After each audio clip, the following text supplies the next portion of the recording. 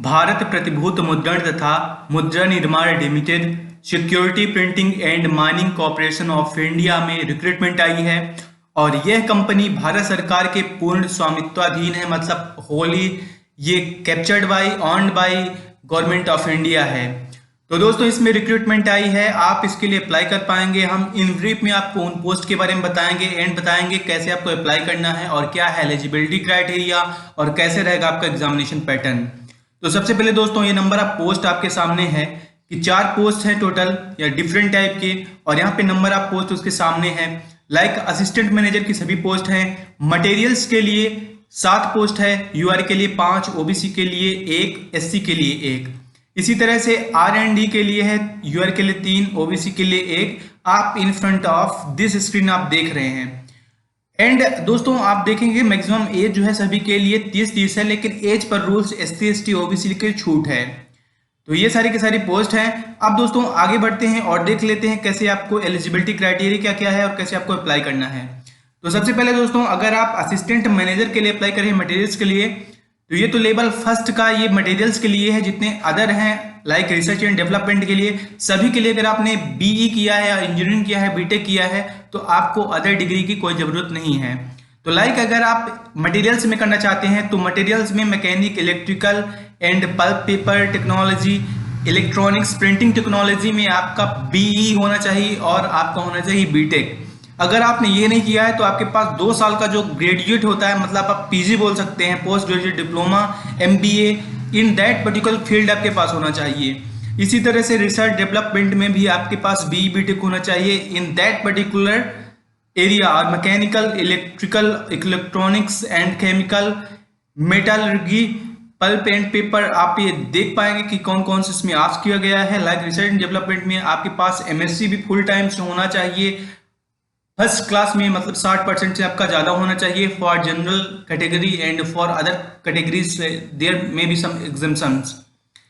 दोस्तों HR के लिए भी सेम है, लेकिन आपसे यहाँ पे डिजरेबल है, LLB है, इंडस्ट्री नॉलेज है। अगर आपके पास एक्स्ट्रा क्वालिफिकेशन रहता है तो आपको वहां पे बोनस पॉइंट्स मिलने के चांसेस रहेंगे, आपको वहां पे रेफरेंस दिया जा सकता है।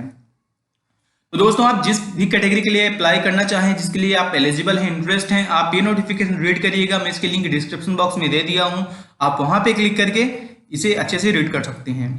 इंपॉर्टेंट डेट्स की बात करें तो ये फॉर्म आप स्टार्ट कर पाएंगे भरना 19 तारीख से, 19/10/2020 से। आपको यहाँ पे करियर पे मिल जाएगा ऑप्शन, मैं इसकी भी लिंक डिस्क्रिप्शन बॉक्स में दे दूंगा।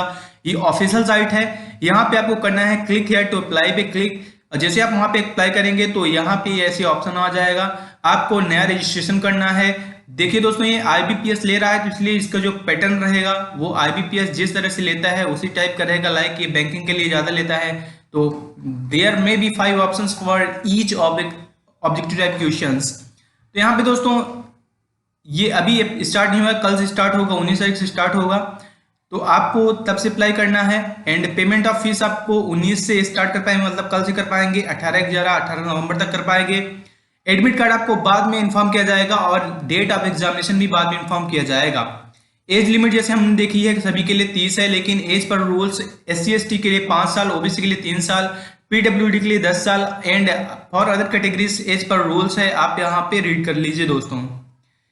लेकिन आपके पास जो भी एज कट ऑफ होना है और जो भी आपके पास क्वालिफिकेशन होना है वो सारा 18 नवंबर 2020 से पहले को होना चाहिए। अब दोस्तों आपकी फीस क्या है, तो जनरल EWS OBC के लिए 600 है, और जो अदर कैटेगरीज हैं SC ST के लिए उनके लिए 200 है। ये नॉन रिफंडेबल है।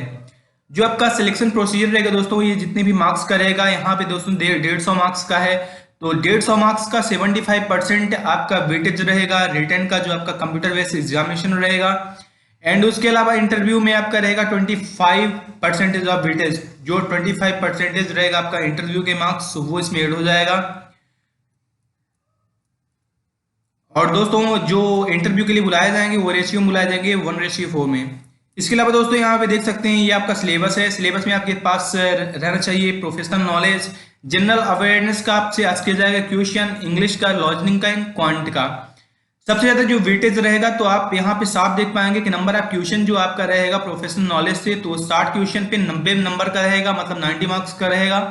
इसी तरह से अदर के लिए पर एक क्वेश्चंस पे एक एक नंबर रहेगा और सभी क्वेश्चंस रेस्ट प्रोफेशनल नॉलेज के अलावा सभी 15-15 नंबर के रहेंगे। इंग्लिश के अलावा सभी सेक्शंस रहेंगे हिंदी इंग्लिश दोनों में, क्योंकि ये इंग्लिश लैंग्वेज है इसलिए केवल इंग्लिश में रहेगा। टोटल आपको टाइम मिलेगा 120 मिनट। दोस्तों ओवरऑल जो एग्जाम सेंटर रहेगा वो 4 है, दिल्ली, नोएडा, गुड़गांव एंड फरीदाबाद। तो आप इन सेंटर्स के आसपास जो भी आपका सेंटर है आप वहां पे अप्लाई करिएगा।